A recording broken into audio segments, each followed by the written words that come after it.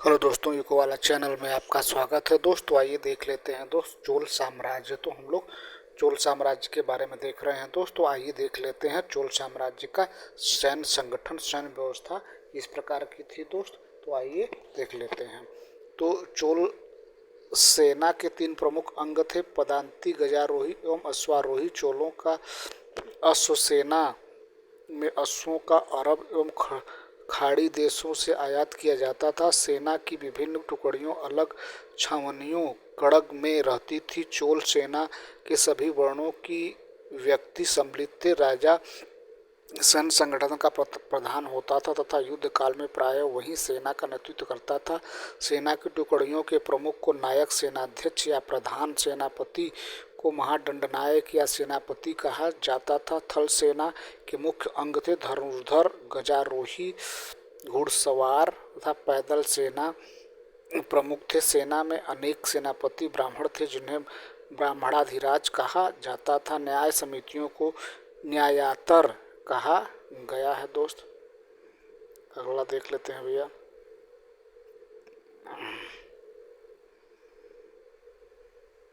आइए देख लेते हैं स्थानीय स्वशासन। चोल साम्राज्य परांतक के शासन काल में 12 वर्ष से 14 वर्ष के प्रसिद्ध उत्तरोत्तर अभिलेखों से चोलकालीन स्थानीय स्वशासन एवं ग्राम प्रशासन व्यवस्था का समग्र चित्र उपलब्ध होता है। ग्राम तथा नगरों की सभाएं नियमित शासन की मूलभूत इकाइयां थी। नाडों की प्रशासनिक सभाएं प्रतिनिधि द्वारा निर्मित होती थी। चोल सम्राटों के स्थानीय प्रशासन द्वारा समिति प्रणाली को लागू किया जिसे वारियम कहा जाता था। चोल अभिलेखों में मोटे तौर पर 3 प्रकार की ग्राम सभाओं का उल्लेख प्राप्त होता है: उर सभा और महासभा और नगरम।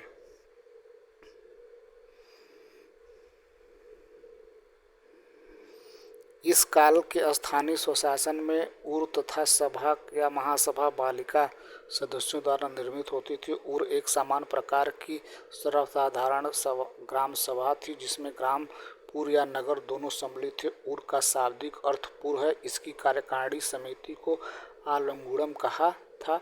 सभा एवं महासभा ग्रामों की वरिष्ठ ब्राह्मण, जिन्हें अग्रहार कहा जाता था, की सभा थी, अर्थात यह मूल रूप से अग्रहार अथवा ब्राह्मणों बस्तियों की संस्था थी। गांवों के कारोबार की देखरेख एकाएक कार्यकारिणी समिति करती थी जिसे वारियम कहा जाता था। नेक्स्ट देखते हैं दोस्त अगला।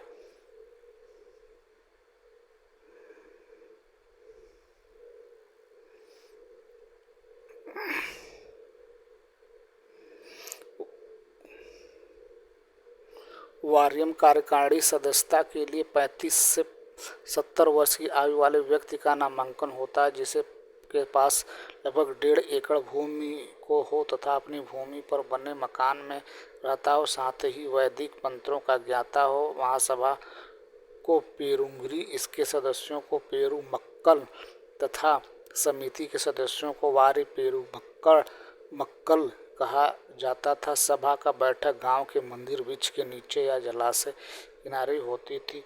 सार्वजनिक भूमि महासभा का स्वामित्व होता था। गांव के हित के लिए महासभा कर भी लगाती थी। अगला क्वेश्चन देख लेते हैं। सामान्यतः वारियम के सदस्यों की कार्य अवधि 3 वर्ष की थी। कभी कभी सदस्यों को चुनाव के नियत सम्राट द्वारा निर्धारित किए जाते थे, किंतु अधिकतर ग्राम सभा तथा सभा द्वारा ही इसके निर्धारण का प्रचलन था। समिति के सदस्यों को चुनने के लिए प्रत्येक गांव को 30 वार्डों में बांटा गया था। प्रत्येक वार्ड से एक एक व्यक्ति चुनाव लॉटरी द्वारा किया जाता था। वारियम के 30 सदस्यों में से 12 बुजुर्ग व विद्वान सदस्यों को वार्षिक समिति के लिए 12 सदस्यों उद्यान समिति टुट्टा वारियम तथा 6 सदस्य आवश्यकता अनुसार घटाई बढ़ाई भी जा सकती थी। नगरम व्यापारी समुदाय की सर्वाधिक महत्वपूर्ण प्रशासनिक सभा थी। चोल अभिलेख में नगरम तथा उल्लेख व्यापारिक केंद्रों के प्रबंध कार्य हेतु किया जाता था। नगरम की प्रशासनिक व्यवस्था के मुख्य रूप से व्यापारियों को ही सम्मिलित किया जाता था।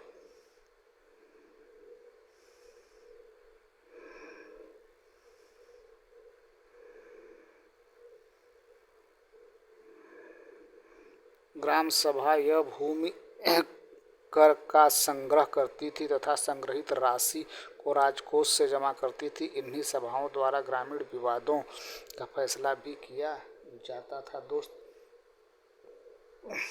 मंदिरों का निर्माण, जीर्णोद्धार तथा उनकी आय व्यय पर उचित प्रबंध ग्राम सभाओं का भी उत्तरदायित्व था।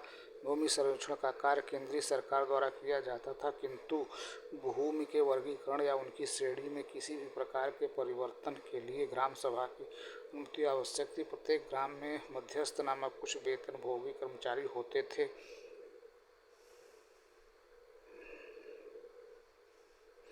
जो ग्राम सभा के कार्यों में सहायता प्रदान करते थे। ग्राम सभाएं नहरों व तालाबों का निर्माण करती थी।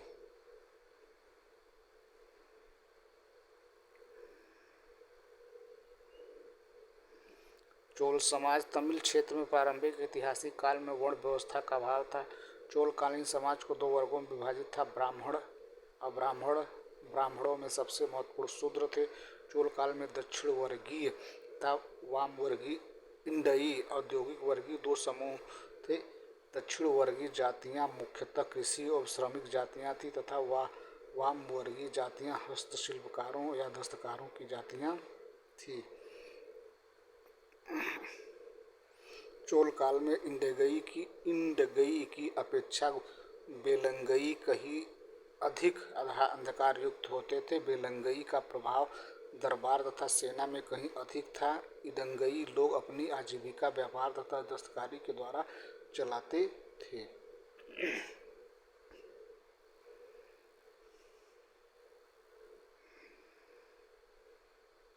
चोल समाज में क्षत्रिय एवं वैश्य वर्ग का न तो होना एक महत्वपूर्ण तथ्य है। समाज में कुछ वर्गों को अछूत माना जाता था। बेलाल क्षुद्र कृषक थे। चोल काल में रथराज नामक नए वर्ग का उदय हुआ, जिनकी उत्पत्ति उच्च वर्ग के पुरुषों और निम्न वर्ग की महिलाओं के संयोग से हुआ था। स्त्रियों की स्थिति उत्तर भारत की अपेक्षा अच्छी थी।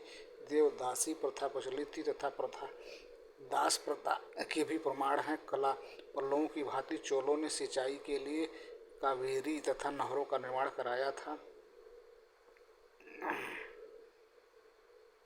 चोलकालीन कलाकारों ने अपनी कुशलता का प्रदर्शन पाषाण मंदिर एवं मूर्तियां बनाने में किया। चोलकालीन मंदिरों के विषय में फार्गुसन ने कहा कि चोल कलाकारों ने दानवों की भांति इसका निर्माण किया और रत्नकारों के रूप में इसका निर्माण इसको रूप विन्यास प्रदान किया है। दोस्त, चोलों के अंतर्गत मंदिर बनाने की द्रविड़ शैली, जिसका प्रारंभ पांड्य तथा पल्लवों ने 7वीं और 9वीं शताब्दी के बीच किया था, शीर्ष पर पहुंच गई। ईंटों के स्थान पर पत्थरों का प्रयोग चोलों के काल में आरंभ हुआ था, जिसे मामल्लपुरम तथा कांचीपुरम के मंदिरों में देखा जा सकता है। चोल मंदिर निर्माण कला की मुख्य विशेषता थी वर्गाकार या ऊंचे विमान मंडप, गोपुरम, कलापुर, स्तंभों से युक्त बृहत्सदन आदि। राजराज प्रथम द्वारा निर्मित तंजौर के बृहदीश्वर मंदिर को द्रविड़ शिल्पकला की सर्वोत्तम कृति है और भारतीय वास्तुकला की कटौती माना है।